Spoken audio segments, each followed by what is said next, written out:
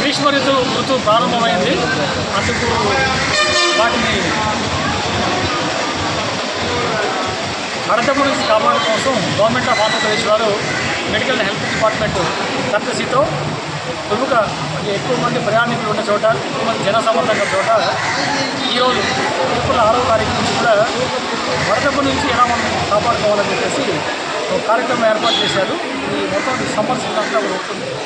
అందులో భాగంగా ఎక్కువ జనసంబంధం గల place Atmur municipal bus station. జిల్లాలో అన్ని ప్రముఖ బస్ స్టేషన్లో కూడా ఈ యొక్క కార్యక్రమం ఈరోజు ప్రారంభమైంది.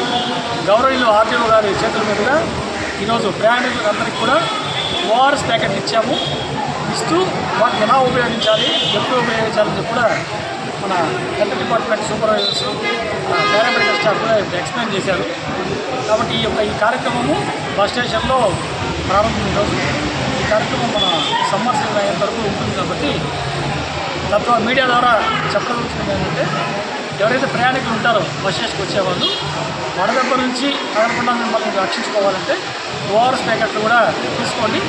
వాటిని 1 లీటర్ నీళ్ళలో ఒక ప్యాకెట్ కలుపుకొని దఫాలుగా తాగుతూ ఉండండి.